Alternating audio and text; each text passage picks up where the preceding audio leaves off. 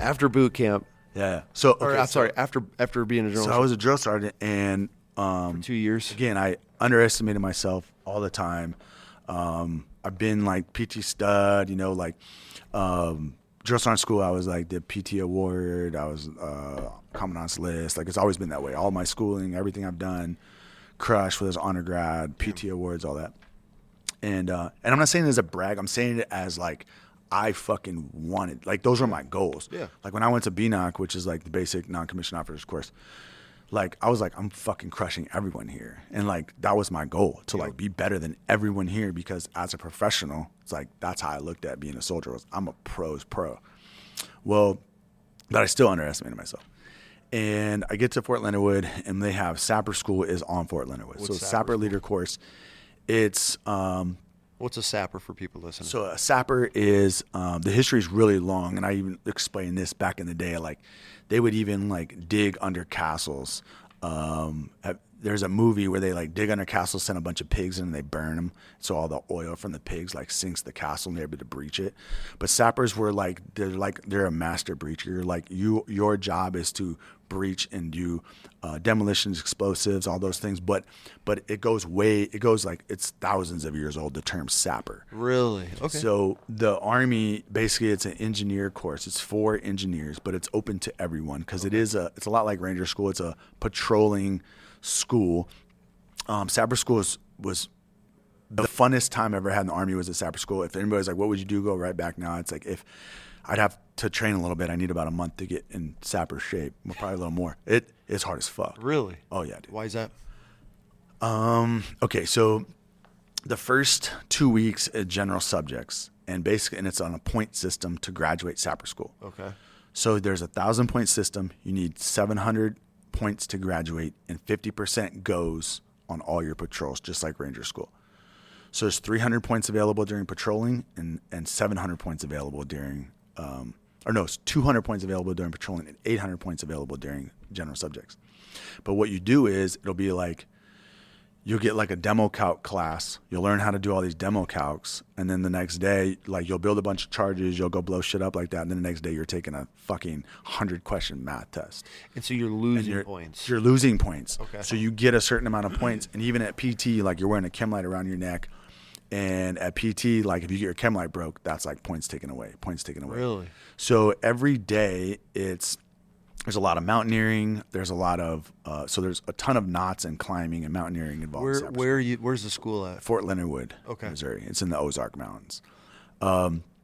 So every day you're learning a task. There's a lot of maritime stuff. You do a bunch of things with you do a bunch of BLSs and helo casting and things like that on the maritime side.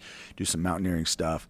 The coolest thing about the general subjects study or general subjects stuff is everything that you're learning, you're going to do in patrols, like actually put it to test. Okay. An example is like, there's 19 testable knots. You have 2 minutes to tie the knot. You have to say the checkpoints and the purposes of the knot and tie it to standard, whatever the standard is. So the checkpoint of an inline bowline is, 2 bites and held in place by a turn, or 2 turns and held in place by a bite, with the safety and a minimum 4-inch pigtail. And they'll be like, inline bowline, go, and you have to like tie it and say it, and then be like, a minimum 4-inch pigtail. What's the point of that? Why are you needing to learn to tie all these knots? Because for mountaineering. So you need them to patrol. You're gonna tie, all these knots and use all these things on missions and on objectives. And it makes you so much better, more of an efficient soldier when you know knots and know how to do all these things. But there's smoke sessions, literally scheduled in Sapper School. Like, you don't have to do anything wrong. They'll just be in class. You're like in class, you're teaching whatever, and it could be like pen and paper type teaching stuff. You're doing math problems and learning how to like do this and like demo, and they're like, get the fuck outside, sappers. And the smoke sessions there are like fucking legendary, bro. Really? We do POW crawl a lot, which is you put your hands behind your back and your feet, and you're just like crawling. You do a lot of POW crawls. They have another one they call, they're like, we don't have lawnmowers here, Sapper. We call it the John Deere tractor.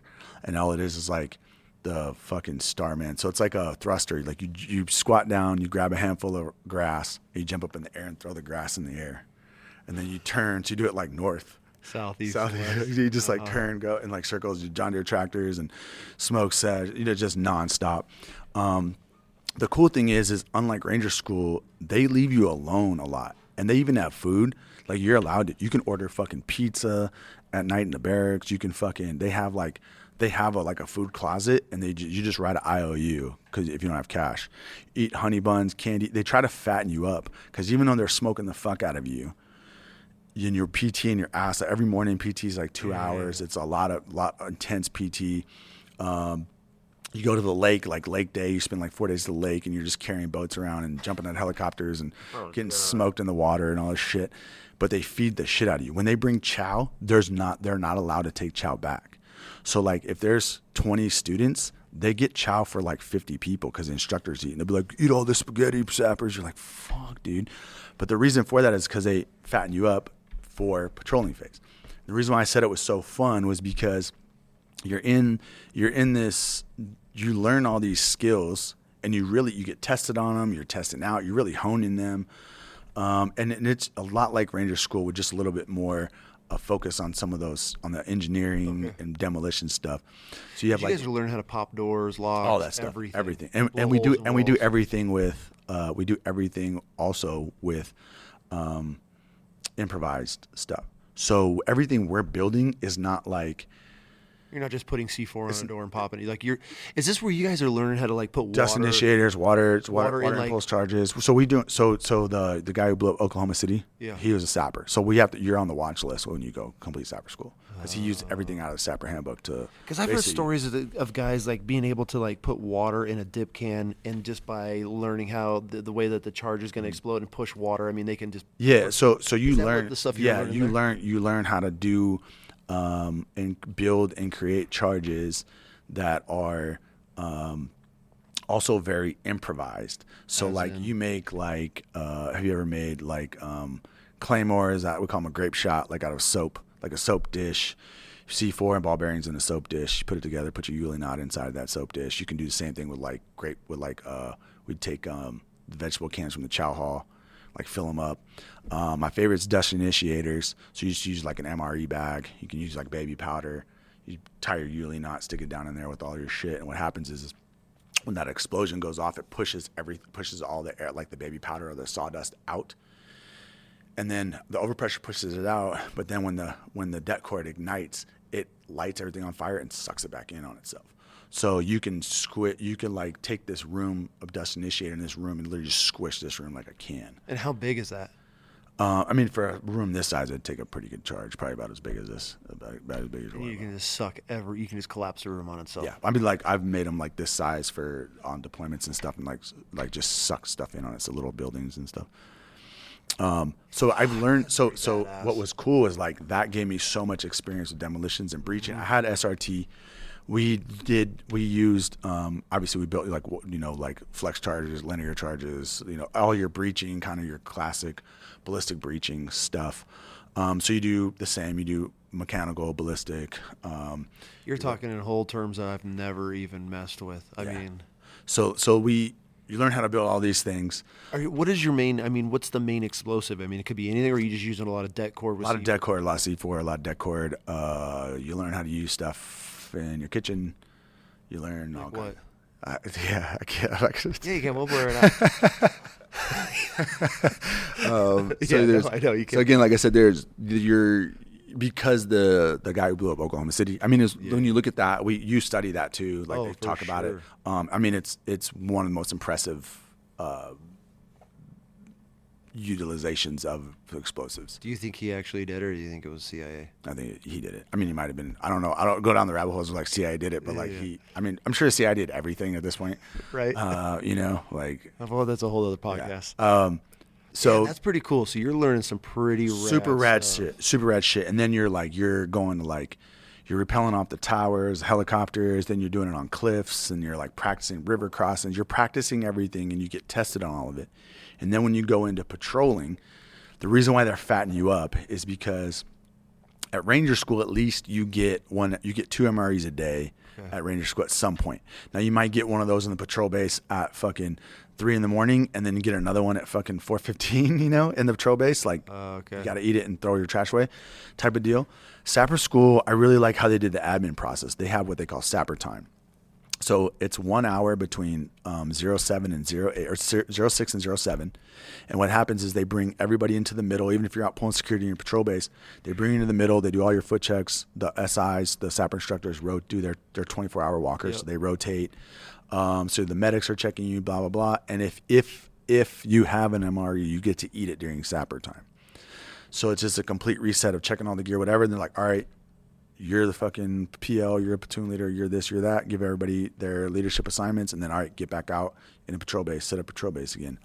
But what's cool about it is every mission feeds on itself. So when I say if you have an MRE, like, let's say you're supposed to conduct an ambush and you fuck it up. The reason why you're doing the ambush, because you're going to do a battlefield recovery. And one of those vehicles is going to be all your ammo, a bunch of food, everything you needed, maps, like data. Like so you might go a while without eating. And they set it up to be that. So like battlefield recovery, like what are you looking for? You're looking for intel. Like one dude have like a map or a cell phone or whatever. So you're like learning this stuff. Like you're in the patrol base, like ripping the cell phone, like trying to get the data off it and doing all these things. But if you fuck up, it's not like Ranger School where they're like, yeah, you fucked up, but like that was it. Okay, next up. Do it again.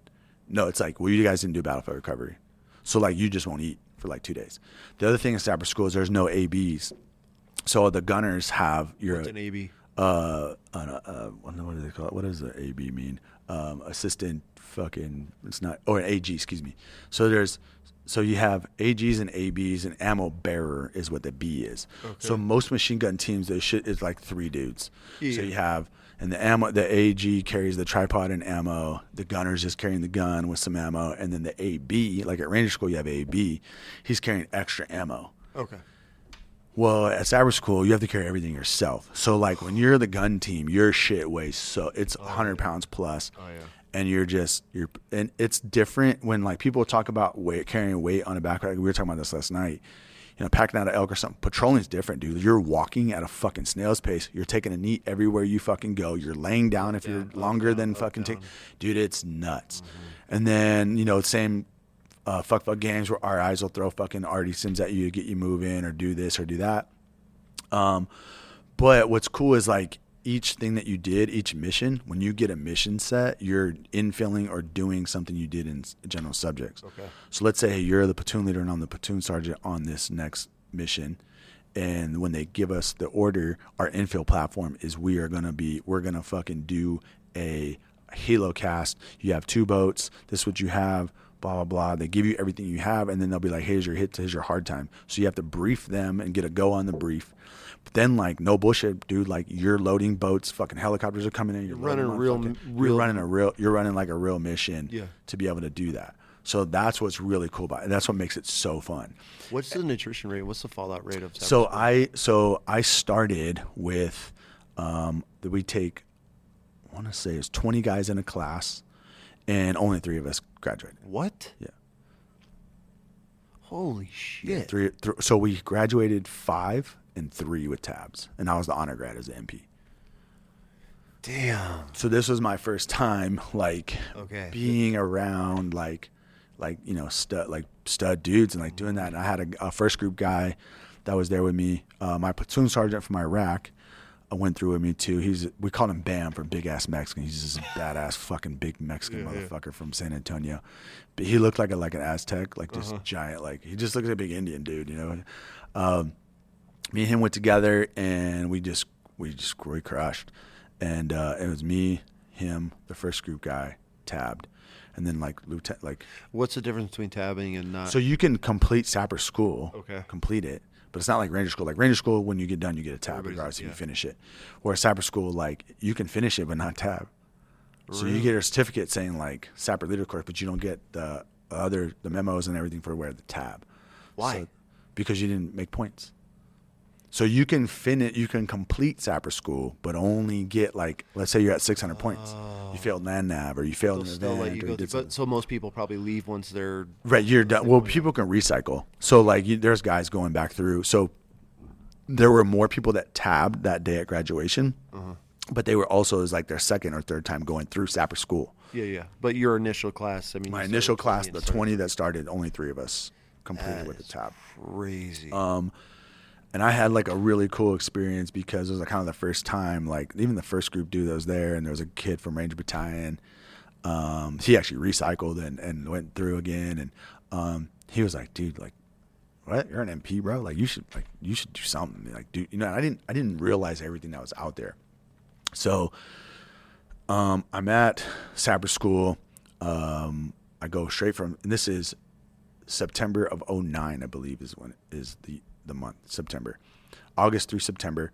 Then I went to ALC, which is Advanced Leaders Course, like the school you got to have to be like a sergeant first class, E7 in the Army. I made the E7 list. And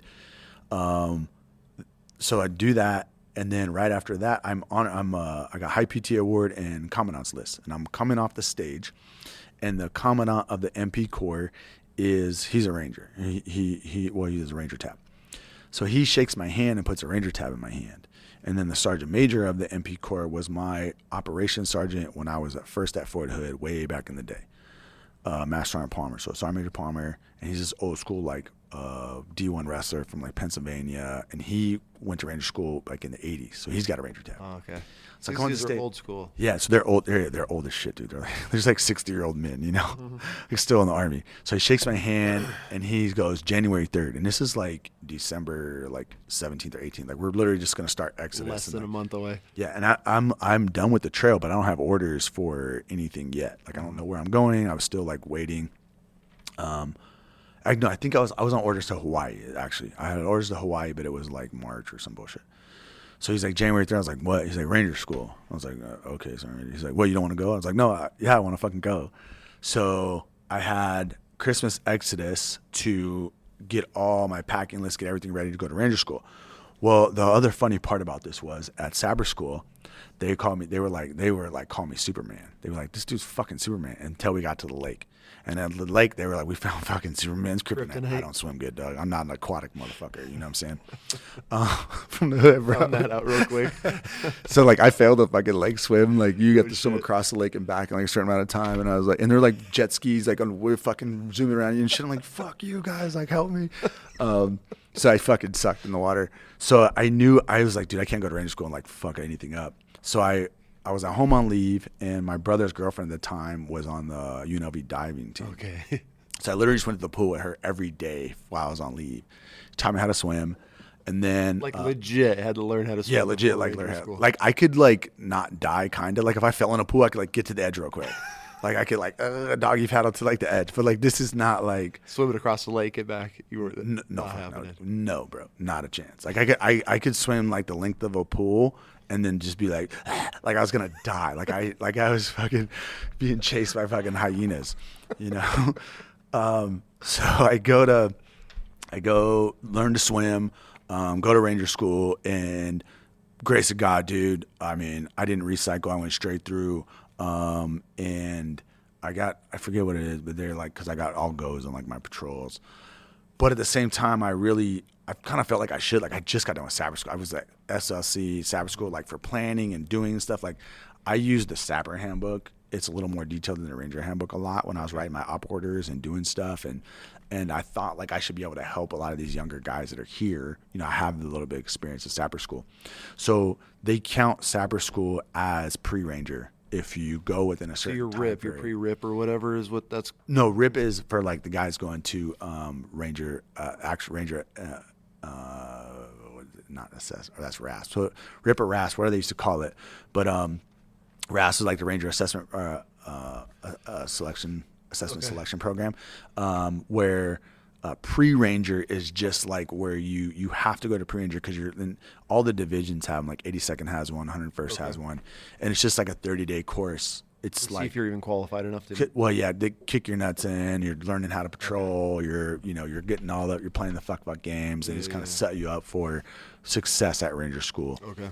You go through all the gates, like you do all the rock marches and runs and make sure you're good to go. So your unit is sending someone they think is going to pass. Yeah. Is basically essentially what it's for. So go through Ranger School, and everything's. The only problem was like I got a fuck ton of frostbite when I was there. I was there in the winter, and like it just like so my hand. That's when I really started getting a lot of like some frostbite issues. My hand, like you can see like my capillaries like freaking weird. Hands and feet pretty bad. It's like our first time. You're so malnourished. And, and I had like didn't even have a month off from Sapper School. No, yeah. So but. Then at the time, my sergeant major was friends at the academy with a guy who was taking over a sergeant major in Ranger battalion. And he was like, hey, he was kind of telling about me. He was like, that dude needs to be, like, there's so many jobs in special operations for him, whatever. So I did like a drug deal to get a job with him. Are you even at this point in your career, are you like, okay, I want to go SF, or are you just fucking going with the flow? I'm just rolling, dude. Like so like the thing is and this is the talk I had. So my sergeant major, he's like, where do you want to go? What do you want to do? So most drill sergeants, you can call a DA and they'll send you wherever you want to go. A lot of guys get like, and it might not be wherever, but it's like, what do you want to do? And you're like, I want to go to Panama. And he's like, I don't have a Panama, like, because there might be one billet. Yeah. But they'll find you. Like, you want to go to Germany, you want to go to Hawaii, you want to go to fucking Fort Bragg, like whatever you want to do, that DA, like they try to take care of all the drill sergeants leaving to go back. I thought I was going to get an opportunity at a job in JSOC. What ended up happening was I was in E7. I was promotable. So like my sergeant major was like, yeah, you can go here. We'll get you this gig, whatever. So I thought I was going to go down there and do this, and it ends up like the sergeant major that made the deal with me was like, well, you're E7. I can't use. I didn't know you're E7. I was like, what? I'm like so fucking confused. I'm like, I don't fucking get it. So this is where I basically was like, well, fuck it. Like I'm just going to go to selection. Okay. So I go to Special Forces selection. I go to SFAS. And then I get done with that. I get selected. And then they're basically like, well, when do you want to get here? And I think I went through September or October. I can't remember exactly. And then I started the Q course November 10th. This is after you went out of, this is the go in the Ranger School or after Ranger? After Ranger School. So September, the end of August, I start Sapper School. Yep. Fast forward a year later, November 10th, I'm a Sapper. I'm a double tab E7 in the Q course. Jesus. So I went through like, and it was good that I did it like that, because I just recovered from one school and like went straight into the other. I was like, fuck it. Why not? I was like in shape, prime shape. Yeah, and I was like, and this was 2009 and 10, so I was like 30. So, okay, prime. So after going through Sapper and Ranger School, which one is harder? Ranger School is harder because it's longer. How long Sapper and Ranger School is 30 days, and Sapper School, Ranger School is 62 days, and Sapper School is 30 days, or 28 days. Yeah, but if Sapper School was as long as Ranger School, it'd be, miserable. I don't know. Yeah, dude. It's a lot. It's a fucking lot. Like the movements are really long. Yeah. Like it's a lot, man. I mean, there's no way it can be longer with how rigorous it is patrolling those 2 That's weeks. it. They're max at that point. Yeah. So then you go to Ranger School. I mean, you've already gone through Sapper School. You got multiple deployments at this point. I mean, you've been around the block. I mean, is it kind of just a walk in the park for you? No, not at all. No. What's hard about Ranger School? I mean, so no sleep, the joke, no food, no sleep. The joke in the Marine Corps is we say the Army Rangers are just an everyday grunt. Well, see, the thing is, here's my thing about Marines. Let me shit on Marines real quick. Listen up, you little fucking turds. So every fucking Marine I've ever met thinks they're the most awesome motherfucker on the planet. We are. And it's like, bro, you're a fucking mechanic. You're not some fucking badass dude. Even your special operations guys needed fucking Green Berets to come run their fucking selection and stand up their program.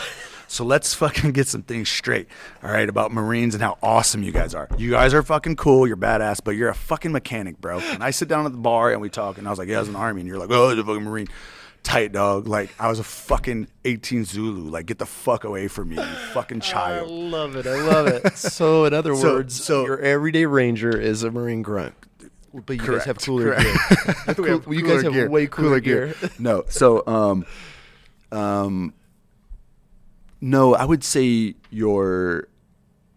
so we have Ranger School, right, which is the premier leadership course in the world. Like, it's the premier patrolling leadership school. For sure.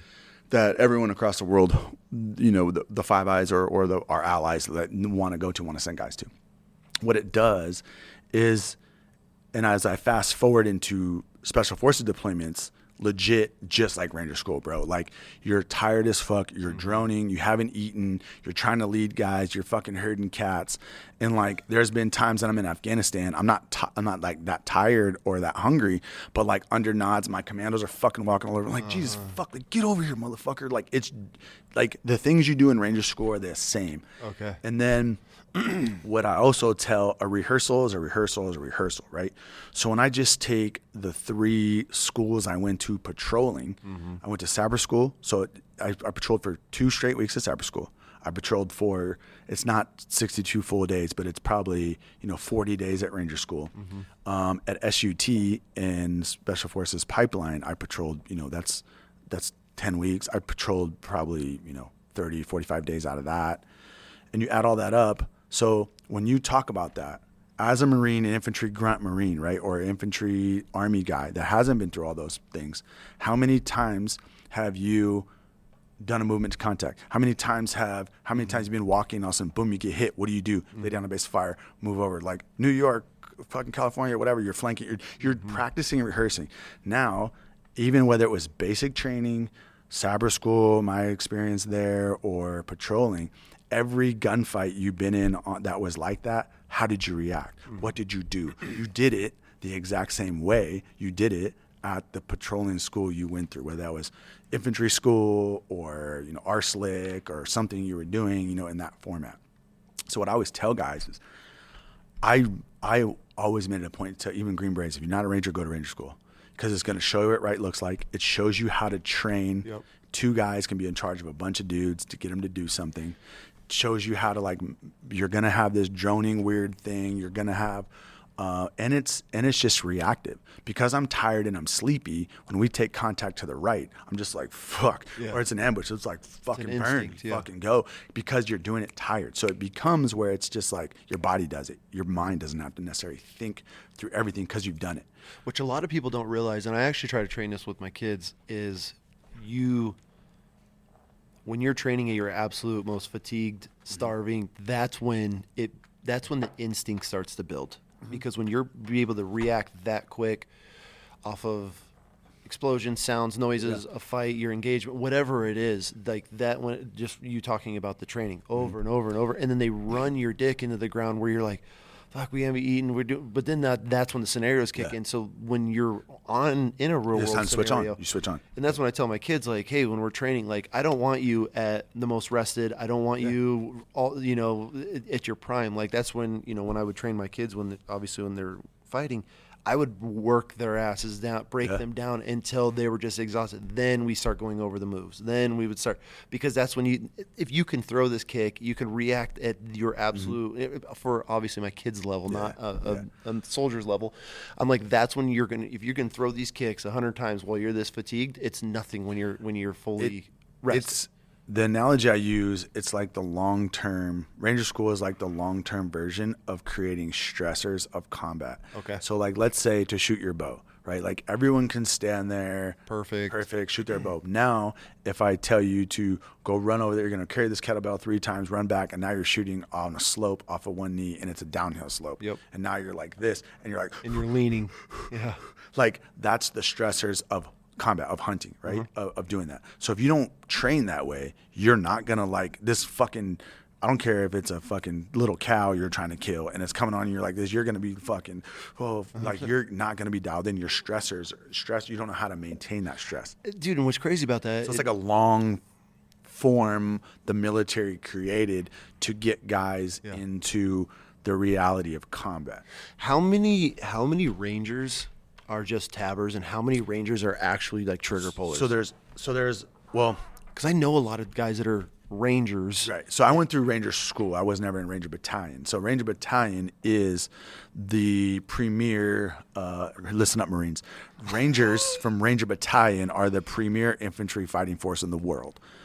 And yeah, I know some Marine is on a ship somewhere being like, he's doing gay shit right now. He's got his buddy's dick in his hand. They're all gay. Like, what did you get in the Marine Corps infantry? You just like turn gay? Like, bro, dude, run with scissors. Shit. Do your thing, bro. Gayest shit I've ever witnessed in my life was the military, bro. Like, dude. No, so the Rangers, they do cross lines between like white soft and black soft. They're a direct action force. Okay. They do work a lot with the tier 1 units. So the Rangers are way different than any other infantry that's out there because they're utilized in that direct action special operations field. They also they had like their expertise is like airfield Caesars going back in the day, and the war is also like really molded a lot of people's stuff. Right, everyone's doing like more recce stuff that adds like the ASO, intelligence side of everything into it, and things have grown since the war. But in general, your Army Ranger companies are just the most like elite equipped bigger units, whereas like tier 1 guys like in CAG and stuff, they're working smaller elements, right? Like they're way smaller, so you're still looking at 100 guys being able to like go somewhere and fucking wreck shop. Now that's like the difference. So when you say like how many guys are like trigger puller Rangers versus, so I would say the guys in Ranger Battalion, there's three battalions. So there's a couple hundred, 1,000 plus or whatever, actual Army Rangers, and those guys are wear the scroll. They're under the 75th Ranger Regiment. Okay.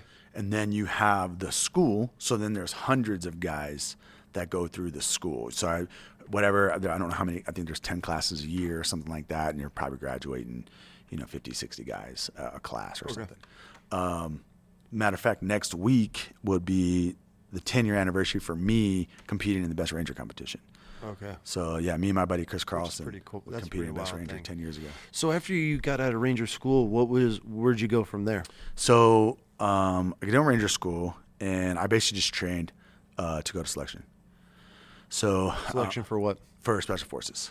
So you're saying that Rangers are obviously the top tier, but like you put that above any SF units, or? Well, so everyone has a different mission set. I would say that Rangers and Ranger Battalion, they're very young too. So like you get the high school kids like straight out of boot camp that go to RASP, and they get selected, and then they become a Ranger, and they get on deployments. So you're talking a 20-year-old Ranger. Well, you're talking, 18-year-old kid that's in Ranger, that's a brand new private in Ranger Battalion, and his fucking team leader is fucking 20.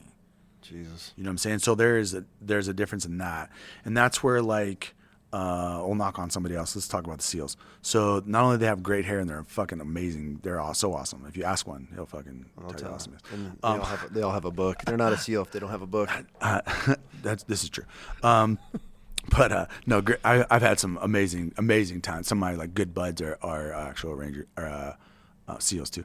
But when you look at the age of them, they are like a very immature age range in special operations, because they're 18, like most of those, that fighting force is mid-20s and below. You have squad leaders and game. Right. Well, you think of just regular infantry, like how old is your platoon sergeant, right? He's probably like a 27, 28-year-old E7, right? So they're younger, but the Rangers they're really good at discipline, physical fitness, discipline. The cool thing about them is they can kick people out really easily.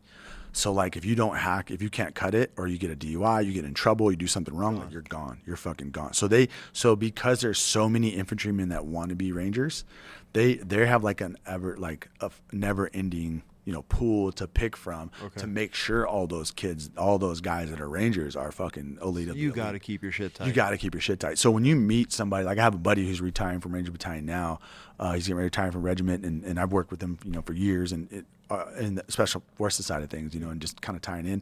But he has this long career of being in Ranger Battalion, but he started when he was like 18 years old, and there's fewer of the older Ranger guys that stay in regiment a long time, because a lot of them have to go, so everything's billeted, which in the Army, even regardless what unit you're in, you're still in a billet, meaning like it has to be that slot. So like if you're talking first sergeants, and there's only 4 E8 first sergeants positions, and you probably need to be a first sergeant to be a sergeant major. So like there's only X amount of Ranger E8s that can be a first sergeant at a particular time, and then how many sergeant major slots are there? Well, there's only 2 fucking per battalion. So you start weeding as you get higher in rank out, and guys start filtering themselves because they're like, well, shit, I need career progression. So like, well, fuck it, I'll go be a fucking first sergeant in 82nd then or whatever, or they get in trouble or Yeah. something. So that aspect of what I really liked about them is the discipline.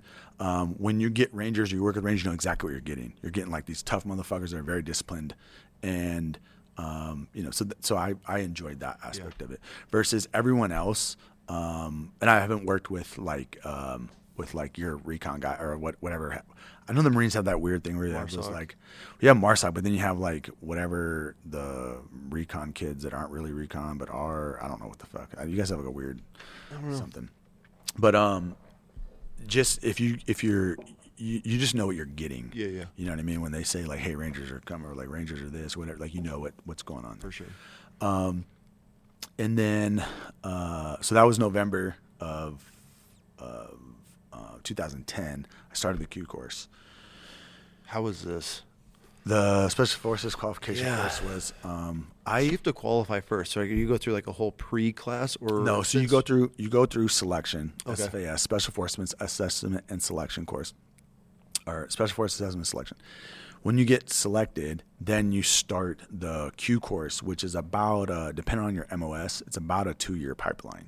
Jesus. So when I did, it's changed. And Since, so you're meaning just because you go in the SF doesn't mean you're going to be some operator. Like they can no, you push have to make in. it through the. You have to make it through the course. You have to graduate with your beret. Okay. So when I did it, you started out with language. We did 6 months of language. So I learned to speak Russian. Do you get to pick that, or are they picking that for you? It's more they pick you for you. Okay. So you learn your language, and then the groups are also like each group is responsible for a different area of the world where we primarily work in. So you learn a language that's based out of where you're operationally at. So like my language is Russian. I was in third group. I went to third group. So we had like the stands, Afghanistan, and all the stands. So they got all these Russian speaking, countries and people in that area. So we did 6 months of language. And then right after language, you did SUT and SERE school back to back. So can we talk about SERE school? Yeah. All right. What level? Because there's different Yeah, tiers. I've been through like 3. So there's 2 I can't talk about, but there's 1 I can talk about. Did you go through like joint manipulation and all that stuff, or is that the stuff you can't talk about? Stuff I can't talk about. Okay. Fuck. I want to hear some good stuff. Okay, let's talk about what you can't talk about SERE school. So what is SERE school for people listening? Because it's survival, escape, resistance, and evasion.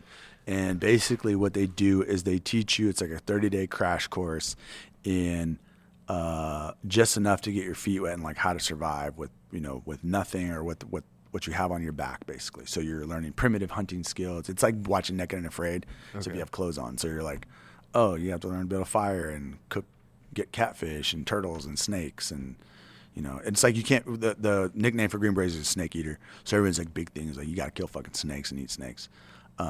Really? Yeah. So I was in North Carolina where I did it, and there was a fuck ton of cottonmouths everywhere. So Everywhere. We had a fuck ton of cottonmouths. So they teach you all these different skills, and it's from ground zero because you don't know who's going through, right? Yeah. You might have never killed anything or done any of that. Yeah, This was my Sapper School has a little bit of SERE stuff in it for kill classes. You do rabbits and chickens at Sapper School. Yeah. So I was like my second time like doing some of this more primitive things at SERE School. There's a portion of this class where they hunt you down, don't so they? right. So basically the way it works is like you'll do every day there's a lot of psychology that goes into it. Oh, I can. So every day you're literally the room is about like there's a room that's like this. There's a table in front of you or it's however it is. And in the other side's a classroom, and you're in a small group, so there's like 10 of you, and there's a TV there.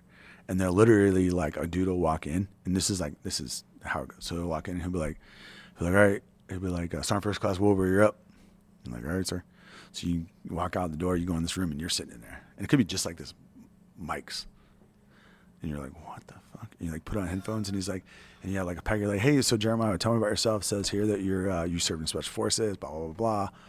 And you're like, what the fuck is going on? And there's like a country flag or something. You're like picking information, and then it like gets hostile. So you're learning how to navigate. And it's everything from like the different ways that people interview you to get information to like you walk in there and motherfucker just punch you in the gut, start slapping you around, fucking pulls a sword out, fucking put you on your knees in a fucking jumpsuit. Like it's pretty. I've heard. I have psycho. some buddies that have gone through some pretty pretty top tier one class. So have I. Yeah, it's They said, and I'll talk about it. They're not here, but they're like how they're put in cages. yeah. So Hose at this down. one, yeah. So at this one, do the same thing at this one. So you'll do these classes, and then they'll basically like, all right, time out, and it's over. And then you go back in the room, and then the whole class they're watching you on video, and the instructor gives you like your assessment. It says like, this is what you did good, this is what she did that. Okay. And there's girls there too, because the pilots go through.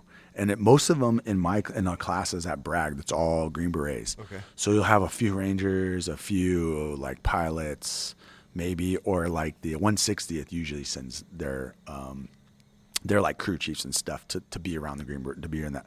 It's mostly special operations guys that are in that course at Bragg. So you'll learn that stuff, and then you go through like a scenario. And every day you'll do like lock picking classes and how to break handcuffs. You learn all these things, and then you start out with a scenario. So you like infill on a mission, and it's always like special forces related. So it's like, you're going to go to this country, you're going to teach them this is who you link up with, and you're learning all the things you do. And then what they're teaching you is like rat lines, like how do you do unconventional extractions. So the reason why everything needs to be unconventional is because you might not be able to get out. Like an assault force might not land and fucking kill everyone and rescue you. Yeah.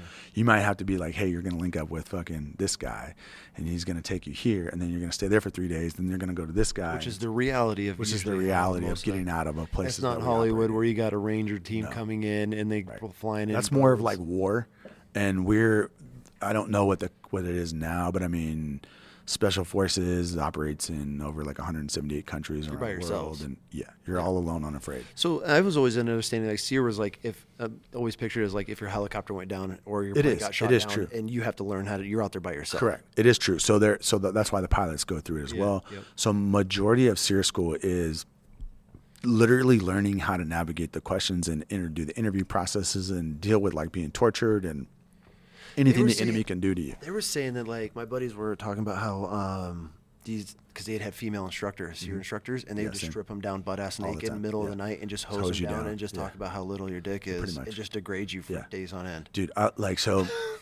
so they would do stuff like so you do on this mission and you do all these rat line stuff and it starts to get successful, and like it doesn't matter even if you do a good job and on the evasion part.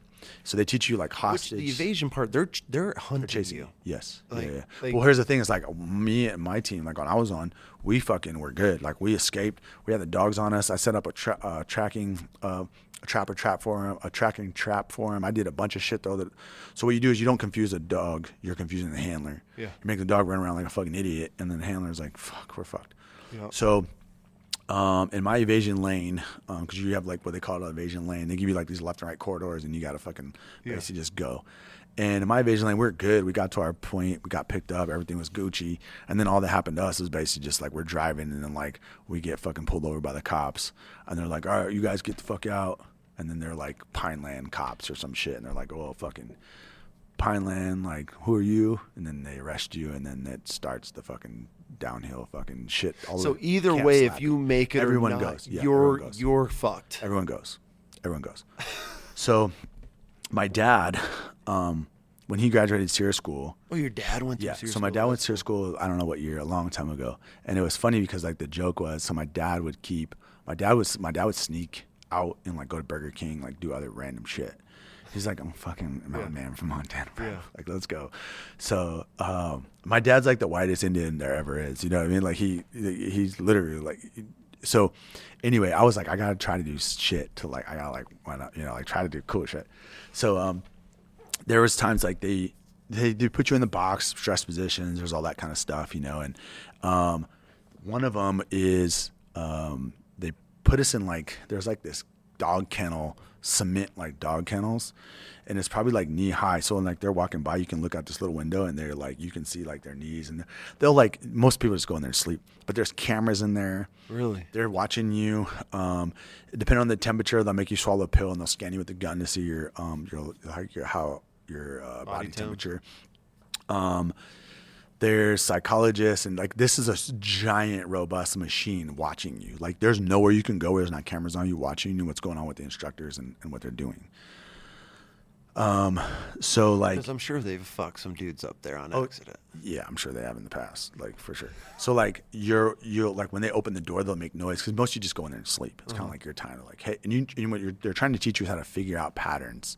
So they're mimicking like you being there for like 10 weeks or a year. And you're supposed to be counting the guards. Counting the guards, like all this checking stuff. out what's going on. Hey, you're trying to build a plan. You know what I mean? Like, hey, this officer is in charge of us, but like, what are we doing here? What's going? Like, trying to hide information, trying to do plan, trying to get in with the guards. You know, like guards will be up there in the guard tower smoking cigarettes, like flick cigarettes down to you and shit. You smoke cigarettes, you steal their food, shit. Like you're trying to, Really? yeah, you're trying to do like all these things. Like you're in this long, you're a POW. And it's pretty realistic. It's super realistic. And then they do a lot with like, you know, the flag and like you have to salute their flag, like try to make you salute their flag and all kind of bullshit and like, you know, Do you degrade do America. it just to go through? No. No, like dudes just like you just. I mean, there's some dudes who like act like pussies. You know, there's people quit all the time. Like I was in the box, like in the stress position, this little tiny box, and the dude was like, "Get me the fuck out!" He quit, and they were like, and then I could hear him because I was in a box, and I'm talking a box like like How big like is this box? like a dryer. Really? Yeah, like it's tiny. Like they are fucking Pushing you forcing in there. you into this thing. God, that would. And I like heard him being like, "Dude, my knee." Like he played football at Army. He was an officer, and they came in and I could hear him talking. And he got another guy, and he was like, "Hey, Captain so and so." He's like, "State your name, give me your social, blah blah blah." And then he was like, "I'm quitting." He was like, "Dude, if it's your knee, like if your knee is legit fucked up, you got ACL surgery." And he did, he had like a big scar, and he was like, "We'll put you in a different stress position, man. Like like this isn't everything in the Army." Is literally designed like in every course in the military, even selections are like they're designed for you to make it. They're designed for you to like if you can do it, like they're designed for you to pass. They're not designed for you it's to just fail mental. it. Yeah. It's on you. Yeah. You know, or if you get an injury or something like I get that, but like there's paths to success and they He was just show done. those to you. He was done. Oh, shit. Which is crazy because like, well, you went all this, you went selection, you just finished language school, you're an officer, like, bro, what? So what happens if you're a pilot and you don't make SERE school? You're not a pilot. Yeah, just like if you don't make, you're not a Green Beret. You're not a fucking. You just it's go back. part of your pipeline. Yeah, what their needs of the Army, they figure your life out, I guess. Damn. That's So- scary. So they have all that kind of stuff, and then you know, they interview you. They're allowed to slap you around and punch you and toss you around and shit, like a lot of naked stuff, a lot of humiliation, a lot of racist stuff. Like, yeah, it's Re- yeah, and then so you know when they were doing the when the agency was like had the black sites and they were doing the advanced interrogation techniques and all that shit, all they're doing, they just use SERE instructors to fucking. do all that? Yeah. It's like loud music, babies crying, fucking. So there's like loudspeakers playing in the camp the whole time, and there's this like one weird fucking like Nazi, like fucking chant that they just like play, or they play like screaming babies and women's crying and screaming the whole like 24/7, bro. It's just Really? like, yeah. There's a bunch of shit like that. So it's like, it's very like, you know, you're not sleeping, you're not eating, you're malnourished. And how long? I mean, obviously every probably SERE school is different. No, they're all structured. So you're on like a 30-day program at SERE School, and I believe that last part is like you spend like 2 weeks or something in that camp, or like a week in that camp. And I'm then sure that is absolute hell. and when I was in third group, we would sometimes. So it's a whole process because it's training. So like when you get when someone rescues you, you have to answer a bunch of questions, got to make sure it's you. Especially if you're like, let's say you've been somewhere for like 2 years or a year, malnourished, not shaving, Yeah. you're all fucked up. They Like don't I'm know looking it's for you. tattoos. I'm like, okay, he does that. Because I'm fucking zip tying everything. And you're getting bagged, like all of it. And it's like, well, what does he got? He's got a tattoo. What's your name? You know, and there's different ways we practice, you know, rescuing things, but the reality is all this could happen to you. You could be in handcuffs. You think you're rescued. You are, but it's like you got to wait through the process to make sure that like, hey, you are who you say you are. Yes, you're Jeremiah Wilber. This is what it is. Answer all the questions. Okay, pull him aside. Let's get him some food. Let's help. You know, and go on.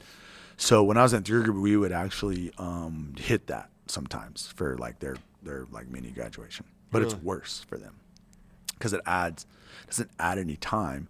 But like for everybody else, you just do like, I don't want to, you know, I won't say it to everybody, but it's like you go through the process and then you have this really emotional, amazing experience, like graduating with the flag and like all this other shit.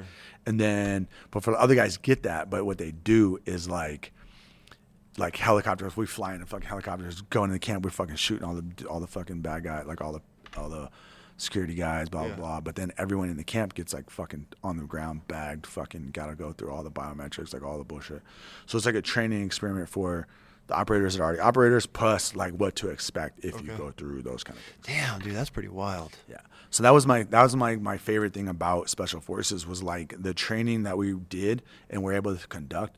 We try to make it as realistic as possible and really like mimic what could happen or just make it as real as possible. So it's like if we're going to do a bunch of driving on this mission and we're driving all over, it's like we're going to go to a school to learn how to drive fucking cars so we can. So it's like very realistic. Once you go in or you go through SERE and then you make it. Yep. So you do SERE school, and then for me, I started MOS portion after SERE school. Okay.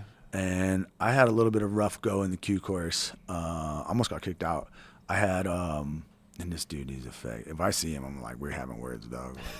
So his name's Haddow Green. If you listen to this motherfucker, so he was in charge of the Bravo committee. So I was 18 Bravo. I was going to be 18 Bravo. I go in there. My first day in there, he pulls me outside. So the whole class is inside. He literally just smokes the shit out of me for like hours. And he said that E7 shouldn't be in this course. So I was like, what the fuck, bro? I'm here. Like I made, like, you know what I mean? I'm just like, okay, whatever, dude. So I'm playing this fuck game with this guy. I had a bad, like it spiraled me to have like a fuck you attitude for this dude and for the whole committee and just shit in general. Up until this point, we do peer evaluations every single like events that you're doing, you know, like every phase you're in, you're doing these peer evaluations. Because you can get peered out. You can get peered out, okay. Yes. So if you're just an ass and you guys in your platoon don't like you, you're gone. It's supposed to work that way. Okay. So, but I've seen guys get really low peers a lot and still like okay. What the fuck? So this whole time I'm at E7. I'm a double tab E7. Combat experience. So the cadre make me like the sergeant. I'm in charge of all the guys. So like when you want to go home on leave or you got something going on with your wife or you trying to miss a day or like, hey, can I leave early for a class? I got to do this. It's coming to me. So I'm like, hey, and I really like that because I was also not scared to like go talk to instructors or if I thought someone was fucked up, I'd be like, hey, this dude's like wife is like, she's in the hospital, man. Like, we got to get him out of here. And again, like, yes, I was a student, but like for them, for the instructors, they also were like, yeah, I mean, he's squared away, dude. Like, you know, like he knows what he's doing. So I had a pretty decent cadre student relationship with the guys who were in charge of you as you're moving through the pipeline. Yeah. I peered number 1 at SUT, at SERE school, like everything peered, even selection, you do peers. And we do pinks and blues. So the blues are written good about you. The pinks are negative about you. Fast forward Bravo course. I ended up getting I had to recycle. I got MRSA really bad from rolling from jiu-jitsu. So I spent like 3 days in ICU. On my fucking knee. Oh. So like I spent like 3 days in ICU. Like I didn't know. I was just like, dude, something's wrong with my knee. Like it's swollen. Like blah blah. Next thing you know, they're like, get this motherfucker. And I'm like, you're admitting me to the hospital. So like already started like go to my heart, like do all that stuff, and so really bad cellulitis that turns or MRSA, you know, turns into I don't know which one. I'm not a medic, but and then now knowing I do have MRSA, so I guess it's like you always have it now, like once you have it. So. And I've had, you know, doing martial arts and stuff. I was like, it's fucking cellulitis. I got a little thing, like just fucking squeeze this motherfucker out, give me some antibiotics, we're good, right? And I didn't know it could be that bad. I just thought like, So what happened was I had to go back. Like all I needed to do was go to the field. There was like one field exercise, an FTX at the very end of the Bravo course, and that's what I had to do was go to that. So all my guys I was in class with, they fucking went forward. The other class behind us, like I didn't like any of those motherfuckers, dude. And like I'm so into being a professional soldier. Like if it's so bad, like if you're a fucking certain rank or certain something and you can't tell me like quick shit, like what's 5 principles of patrolling? What's the 8 troop leading procedures? What's like you can't like, nah, bro, like we ain't on the same level. Like fuck you. You're a fucking dirtbag. If you should be knowing those things. Now if you need help, that's different. But like I'm talking like guys, you're cocky, but like you don't even know the fucking maximum effective range of that fucking machine gun you're standing behind. Like what? So I had like kind of a fucking attitude with those motherfuckers. So we go to the field. I am the team sergeant of one ODA and there's another ODA. We're working in 2 different ODAs. Fast forward, like I thought everything was fine, except for at the mortar pit, one of my guys comes running out. He's like, dude, that other team's fucking up the mortar pit. I'm like, what the fuck? And the civilian retired 18 Bravo just graded us and was like, this mortar pit's fucking awesome. Like, you guys killed it. And we should have. We had a fucking 11 Charlie from Ranger Battalion. Like, that was like, yeah, so he was like a badass. Yeah, fuck, he was a pro's pro, you know? So he was the one who helped set it up and like taught everybody, like really like refined it and showed the guys like practically, like, this is what I did in Afghanistan, like, boom, boom, boom. So we got like, it was awesome. So they were ripping stakes out and shit. I'm like, what the fuck you guys doing? So then the team sergeant was in the pit, and I was like, if you touch one more stake, dude, I'm gonna beat the fuck out of you. And he like looks at me, grabs a stick, and throws it. And I was like, let's fucking go. So I jump in the mortar pit. Me and him start rolling around, and then the cadre rolls up on like ATVs. They break it up, whatever. And I was like, over. Like, it is what it is. Like, whatever. And I was like, fuck that pussy. Like, whatever. Like, we just fucking, like, you want to fight, we'll fight. Like, it, whatever. That's how I looked at it. So then we get done with the FTX. And I'm the last one to be counseled. Like, everyone's gone. Like, it's fucking like 10 o'clock at night. I'm like, what the fuck? So they bring me in there to counsel me. And they basically tell me they're kicking me out of Special Forces. They're like, well, we're recommending you to have an NTR, blah, blah, blah. And I was like, based off of what? And I was like, we talking about soldier skills? You don't like my attitude? Like, what are we doing here? So they were trying to assess it to the pink slips. Well, there was 13 guys on my ODA and 13 guys on that ODA. I had 13 pinks and 12 blues.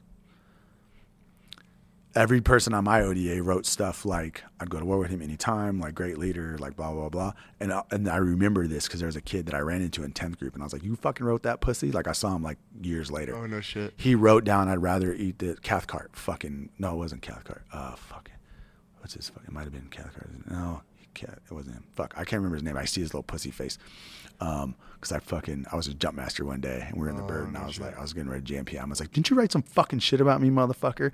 He wrote, I'd rather eat this piece of paper than work with him again.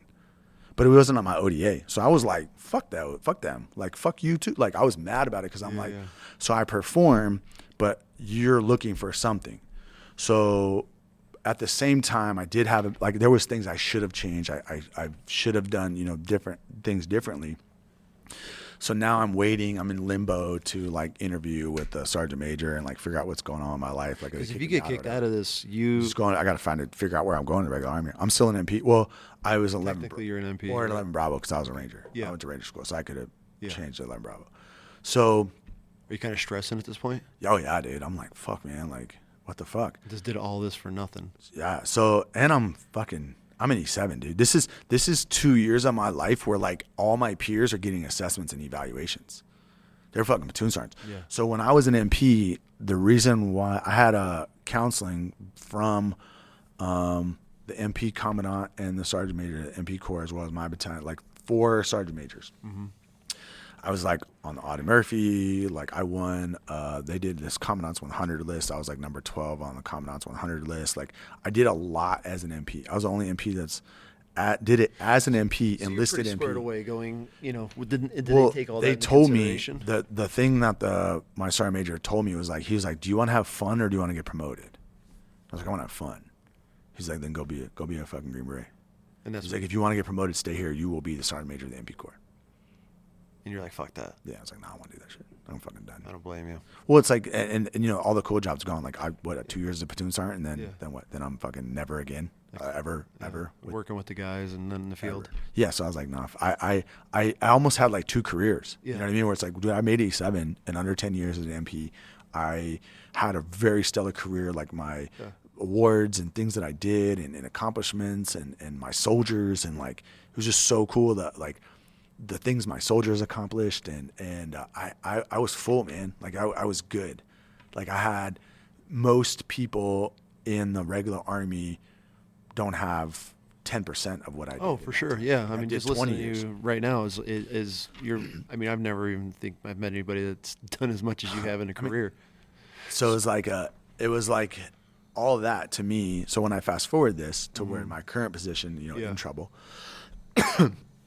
I thought I was going to get, in trouble. So I went and talked to some of the instructors, like SUT cadre and whatever. And was like, hey, will you write a letter or do anything? They were like, and I had a bunch of people like, yeah, absolutely, I will. So I had like 4 instructors from SUT and the IODA cadre write letters to Sergeant Major on my behalf, as well as students that were in the course with me, like officers and other people.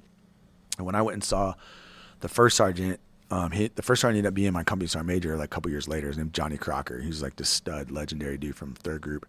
And Johnny Crocker, he looks at me in the hallway, and he's like, what the fuck are you doing in here? He's like, you're a piece of shit, fucking E7, no fucking up, blah, blah, blah, like cussing me the fuck up. I'm like, fuck, dude. I'm like, at this point, I'm literally going to see the sergeant major in like 10 minutes. I'm like, oh, fuck, dude, I'm so fucked. So I go in there, and like I said, he walks past me, cusses me the fuck out, and then goes in his office. I'm standing outside his office. And then he's like, hey, Jeremiah, come in here, man. And I was like, yes, sir. Yes, first sergeant. I go in there, and he's like, sit down. And he's like, looking at my stuff. He's like, hey, man. He's like, you're good, dude. He's like, we're going here. We're going to talk with Sergeant Major. He's like, what it looks like to me is you played some fucking cadre shit. This guy didn't really like you that much. He's like, I'm looking at what your reasoning is. He's like, I read the pink slips. This is stupid. He's like, you're a guy I want in my hallway. What switched with him? He didn't read my packet. Oh, he didn't. No, they were. I was in like with a group of probably 3 or 4 guys that were up for disciplinary stuff, or up to like, are they staying in the course or not? Okay, so you just got tied in with everybody else. He's used to just dealing with the shitheads who are kicking out. Yeah. So he just like walked past like, what the fuck? You're a fuck. And he looking at my uniform. He's like, you're fucking, what the fuck? And I'm like, first sergeant. I'm like, yeah. So he's like, then immediately I was like, okay, I might have a chance. They might have a chance. So I go into with the sergeant major, Sergeant Major Barry, and he sits me down and he just like talks, and he's like, well, you can't be fighting dudes. He's like, we got kids that are like MMA fighters and all this stuff. I was like, Sergeant Major, like, and I literally was kind of like, don't you want warriors? Like, I don't care. Like, he's like, well, if I, trying to give me like this bullshit. And I was like, yes, Sergeant Major. And I'm just like, yes, Sergeant Major, whatever. And I'm thinking this whole time, this conversation is going so awesome. I literally think he's just going to tell me like, all right, you're good. You're 18 Bravo. Go to Robin Sage. So he's like, well, I'm not going to go against one of my cadre. So I'm going to send you to the 18 Echo course. Which is what? The communications. So I was like, fuck my life, dude. So I ended up going to the 18 Echo course and learning communications, being an 18 Echo, graduating as an 18 Echo. The blessing in disguise of that was when I looked at, so I go to the Echo course. I ended up, I was an honor grad, like I was crushing, like whatever, back on track, normal. And when I graduated, so when we go through Robin Sage, and I've always looked at this in the Q course of like, dude, I have a lot of experience. A lot of these younger guys don't. Mm-hmm. So I should be stepping up and knowing and helping them in patrolling and all these things.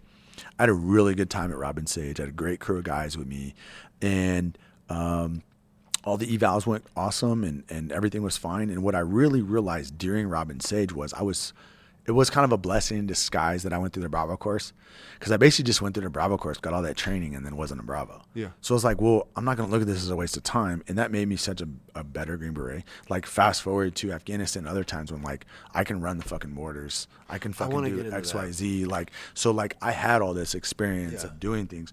So not only was I a sapper, which is like, I'd go to the demo ranges with my Charlies and, like, show them shit. And they're like, what the fuck? This is dope. And, like, I knew a lot. You did a lot. And I also, like, did all that breaching and stuff at SRT. It's like, dude, I was fucking doing serving high risk warrants on fucking an open post on Fort Hood in fucking 2001, bro. Like the first time I saw dead dudes and shot at motherfuckers was not in combat. Yeah.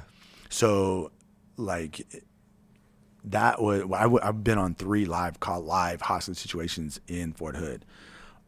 So like I had experiences, and when I tell her all that together, it was kind of like God's way of being like, you need to get your shit together a little bit here. And at the same time, it was like a blessing to be carried me forward, to give me this training and make me an asset, a better Green Beret, because I did have a better understanding and knew those things. Which is incredible. I mean, not everybody gets that. Right. Especially the mortar piece, which was big. Yeah. Because, like, even mortars are such a hard thing to learn. And even if you got a little bit, you learned it in the Bravo course, it's so perishable. Like, if you didn't really receive it well, or it wasn't your thing, you weren't into it, like, it's just going to go away, dude. Like, it's gone, Imagine.